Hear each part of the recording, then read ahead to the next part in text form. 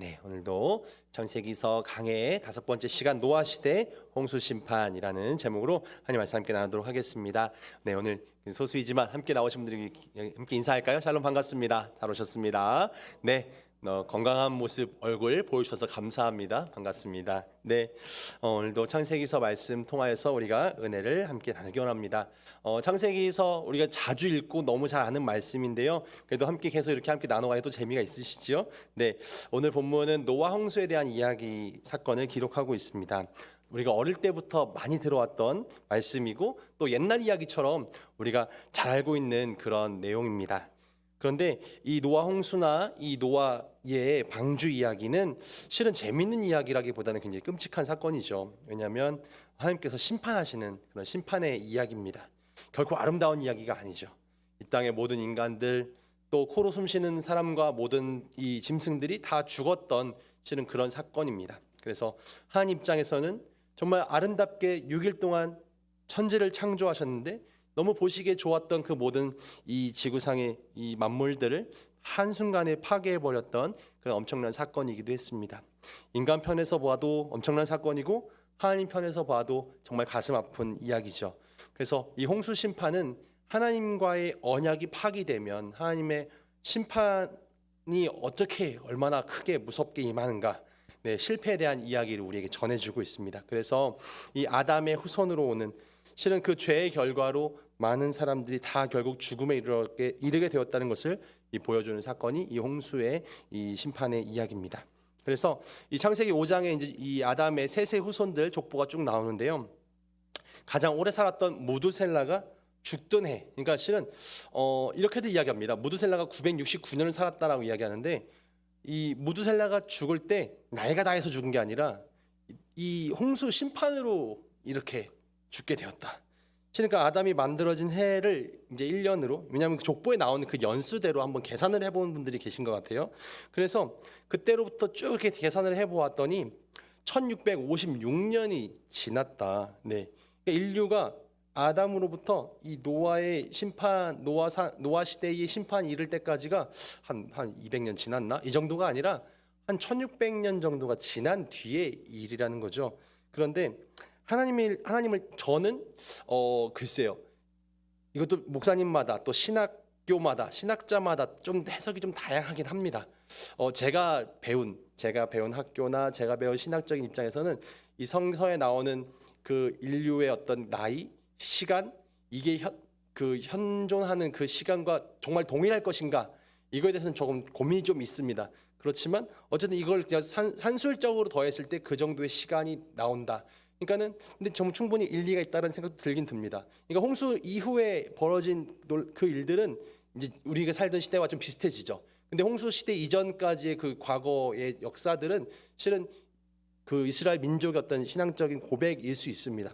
그래서 중요한 것은 이 하나님의 이 창조된 인류가 이제 아담과 하와가 죄를 짓고 에덴을 쫓겨나서 그렇게 이제 이 죄의 후손으로, 뱀의 후손으로 멀어져 버린 그 사람들이 이 땅 가운데 만연하게 퍼져 살게 되면서 또 그들이 이 셋의 후손과 함께 또 섞여 살게 되면서 이제 죄가 막 퍼져 갑니다. 그 역사가 한 1700년 정도 가까이 지나가게 되는 거죠. 그러면서 이 악해져만 가는 것입니다. 하나님의 구원의 계획은 이런 악해져 버린 세상 속에서 몇 안 되는 의인을 통해서 이루어져만 갑니다. 하나님께서는 죄인을 심판하실 수밖에 없지만 의인을 통해서 구원을 이루어 가십니다. 그래서 오늘 살고 있는 이 시대도 하나님께서는 반드시 심판하십니다. 그러나 완벽하게 심판하시고 모든 걸 다 쓸어버리고 포기해버리고 절망으로 끝나는 것이 아니라 이 시대에도 여전히 하나님께서 의인을 부르시고 의인을 통해서 구원의 은혜를 누리게 하시며 그 구원의 역사를 노아처럼 구원의 도구로 또 정말 은혜의 통로로 하나님 복을 누리고 복을 나눠줄 수 있는 사람으로 우리를 불러주셨고 우리가 그렇게 쓰임 받는 것입니다. 왜 이 땅의 백성들이 심판받게 되었는가? 하나님의 아들이 사람의 딸과 섞였을 때, 오늘 성경은 그렇게 이야기합니다. 지난 시간에 얘기했듯이 셋의 후손과 이 가인의 후손이 섞이게 되었다는 거죠. 사람들의 죄악이 이 땅 가운데 관영했다. 사람들의 마음은 악했고 이 모든 계획은 항상 악했다. 오늘 성경은 이야기합니다. 어린아이의 심령까지도 악해져 버렸습니다. 예수님의 표현대로 하면 먹고 마시고 취하고 시집가고 장가가고, 그러니까 우리 일상이죠. 뭐 대단하게 특별한 건 아닙니다. 그러니까 우리가 이 육신의 어떤 즐거움을 추구하는 삶 자체, 육신과 내 안의 어떤 욕망과 이 욕심과 정욕에 끌려가는 삶을 살아가는 것 자체가 실은 가인의 삶이었고 사단을 쫓아가는 삶이었고 죄의 삶이었고 실은 그것이 하나님께서 기뻐하는 삶이 아니었던 겁니다. 왜냐하면 본능대로 사는 게 본성대로 사는 게 뭐가 문제인가 할 수 있지만 우리 본능은 실은 누구나 이기적일 수밖에 없고 누구나 내가 더 편하고 내가 더 많이 가졌으면 좋겠고 실은 누구나 다 내 안에 그런 욕망과 욕심들이 다 있습니다. 근데 우리 하나님 말씀으로 함께 살아가는 세상에 대해서 정의롭고 평화롭고 사랑스럽고 실은 뭔가 영혼에 대해 생각하게 되고 실은 그렇게 우리가 하나님 말씀이 없으면 그런 것들을 생각하지 못하게 된다는 거죠. 그래서 하나님께서는 그렇게 황폐해져 버리고 죄의 유혹이 물들어 버린 이 땅을 심판하시기로 다 쓸어버리겠다고 계획을 하십니다. 그리고 그 세상 가운데 노아는 구원의 도구가 됩니다. 오늘 방주 이야기로 들어가게 되는데 왜 노아가 그 구원의 방주의 주인이 되었을까? 7장은 오늘 읽지 않았지만 오늘 9장까지 이야기를 쭉 나누려고 해요. 7장 1절 잠깐 보시죠. 여호와께서 노아에게 이르시되 너와 내 온 집은 방주로 들어가라. 이 세대에서 내가 내 앞에 의로움을 내가 보았습니다. 하나님께서는 노아를 보면서 내가 너의 의로움을 보았다. 노아는 하나님 앞에서 의로운 삶을 추구했습니다. 오늘 6장 읽었는데 9절도 잠깐 보실까요? 이것이 노아의 족본이라. 노아는 의인이요 당대의 완전한 자라. 그는 하나님과 동행하였으며 라고 오늘 6장 9절 이야기합니다. 많은 사람들이 믿음의 사람이라는 말을 들었지만 성경에 믿음의 사람들이 많이 등장합니다. 근데 이 믿음의 사람들 가운데 완전한 자다 이렇게 표현을 들은 사람은 실은 많지 않습니다.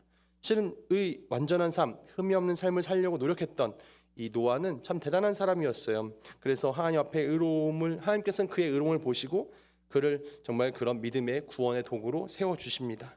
노아는 이런 신앙의 중심, 하나님 앞에서 살아갈 수 있는 삶을 살았기에 오늘 7장 1절 보았지만 하나님 앞에 의로움을 보았다.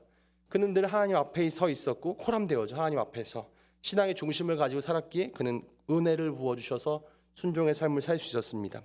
히브리서 11장 7절에 노아의 삶을 이렇게 표현하고 있어요. 한번 띄워주실까요? 자막을요. 히브리서 11장 7절 넘기시고 믿음으로 노아는 아직 보이지 않는 일에 경고하심을 받아 경외함으로 방주를 준비하여 그 집을 구원하였으니 이로 말미암아 세상을 정죄하고 믿음을 따르는 의의 상속자가 되었느니라. 이렇게 노아를 평가합니다. 그는 믿음으로 아직 보이지 않는 심판 아직 보이지 않았지만 하나님을 경외함으로 보이지 않는 그런 일들을 이루어가는 사람. 그래서 심판의 시대에서 살아나는 존재가 되었고 역사의 주인공이 되었습니다. 오늘 이 노아 홍수의 심판을 좀 자세하게 보려고 하는데요. 홍수 심판은 총 1년의 과정을 거칩니다. 1년 동안 진행되죠. 성경에 다른 역사보다 비교적 자세하게 기록되고 있습니다. 왜냐하면 이 홍수 사건이 역사적인 사실이기 때문에 자세히 기록되고 있는 거죠. 그래서 그 시작 크기부터 그 시작 시기부터 자세히 나옵니다. 먼저 크기를 볼까요? 노아가 만든 배의 크기는 오늘 6장 15절부터 나오는 것처럼 300규빗입니다. 길이가 300규빗, 미터법으로 이야기하면 규빗은 옛날에 자가 없으니까요.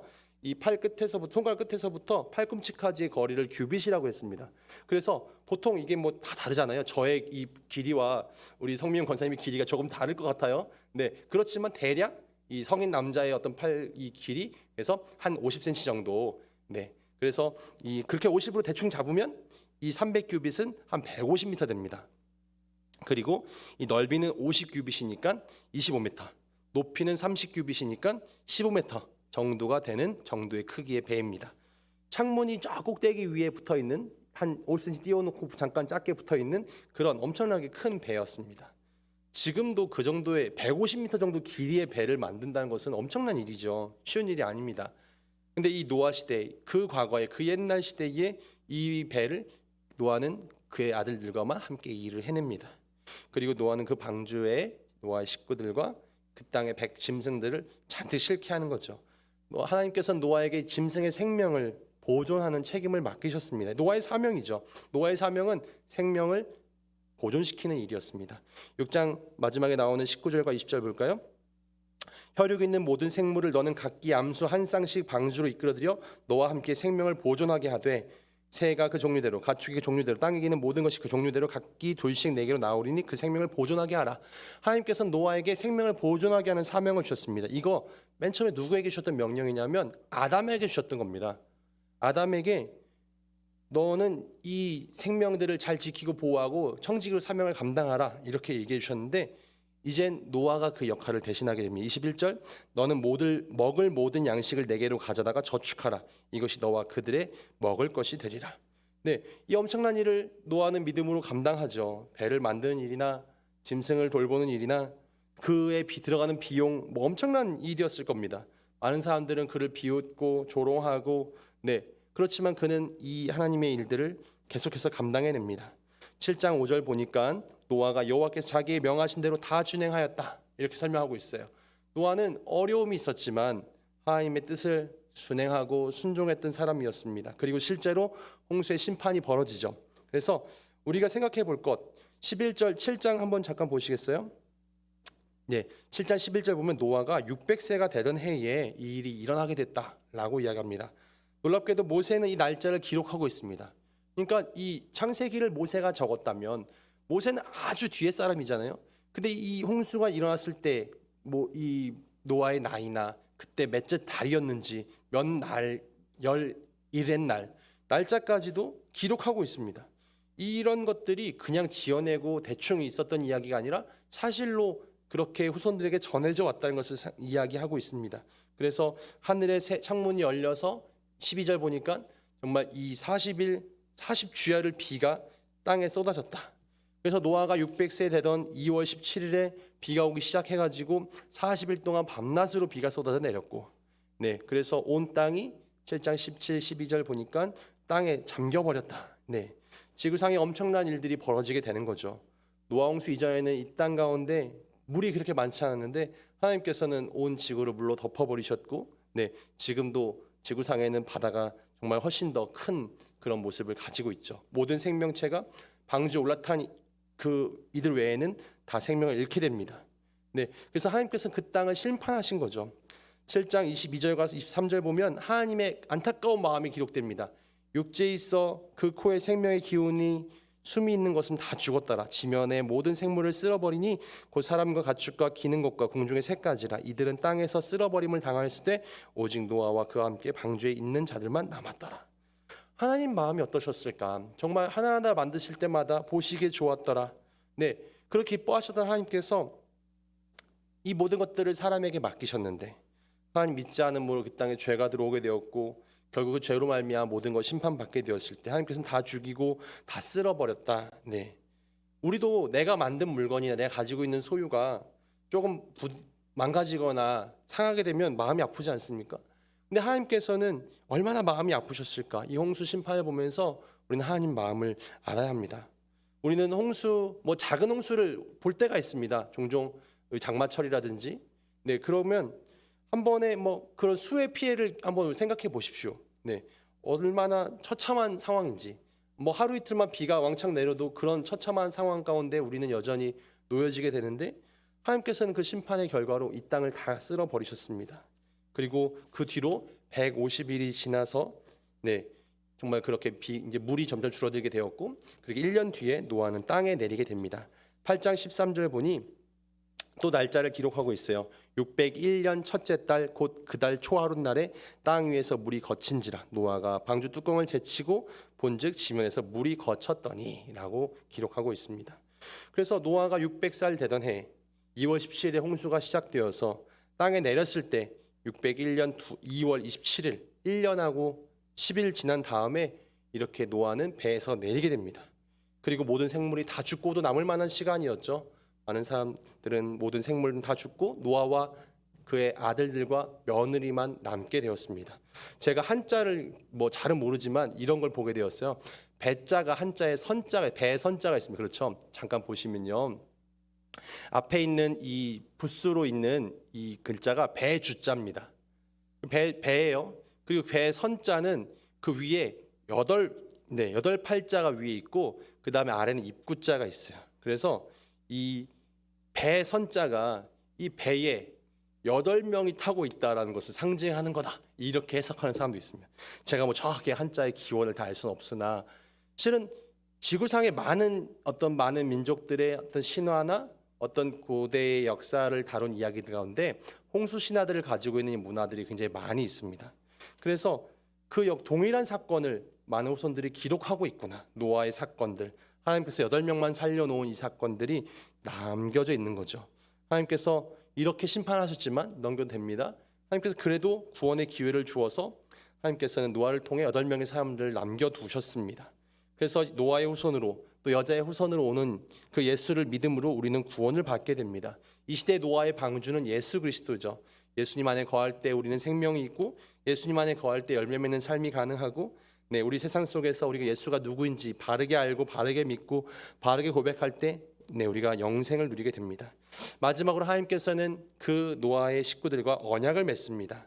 땅에 내려온 노아는 7 식구와 함께 예배를 드립니다. 정결한 짐승을 잡아 번제를 드리고 헌신을 상징하죠. 내가 그렇게 하나님께 드려지겠습니다. 그리고 제 하나님께서는 그 제물이 탈 때 그 향기를 맡으셨다. 그리고 하나님께서 노아 식구들에게 복을 주십니다. 9장 1절 말씀 보니 하나님이 노아와 그 아들들에게 복을 주시며 그들에게 이르되 생육하고 번성하여 땅에 충만하라.